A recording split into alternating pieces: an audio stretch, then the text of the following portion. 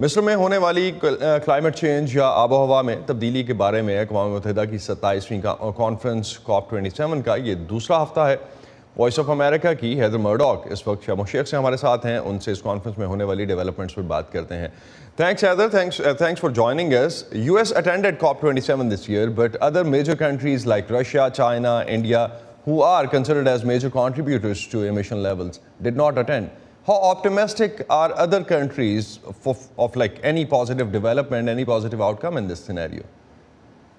Well, one of the main issues on the agenda this year, and actually it's on the agenda for the first time in the history of these conferences, is how can rich countries contribute to paying for poor countries to adapt to and recover from climate change disasters, which are already underway. As you know, this year has had unprecedented floods.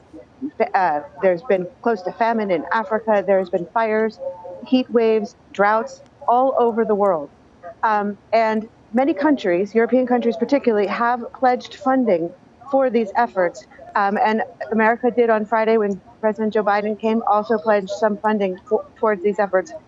However, as we've learned from other conferences, often pledging does not turn into implementation. So it is left to be seen if this is actually going to turn into actual funding to help the most vulnerable communities in the world to recover from climate change disasters.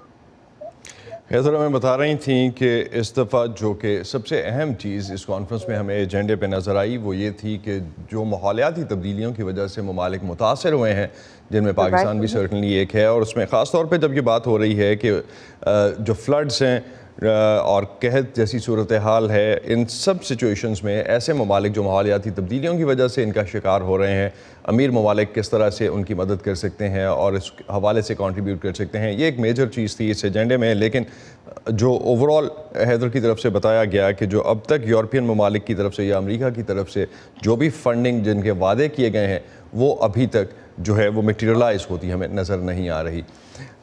Moving further on this very thought, Heather, developing countries like Pakistan, they are definitely expecting some kind of climate reparation, of course. So, but again, we were seeing European Union negotiator's statement the other day, and he said no such mechanism is being worked at. And of course, at this very conference, this was the major agenda item, what we were actually hoping for, to listen to something or to see something on that side. Any development on that part? How exactly developing nations are categorically responding to this case? Yes, that is the main issue in play this week, the last week of the conference. It's not just pledging to do stuff, but introducing mechanisms to implement them and ways to hold countries accountable for what they pledge. And they're right to be frustrated that this has not happened yet. And with only a week left to go, this so complicated item, the implementation, it's hard to believe that it's really going to come together exactly this week.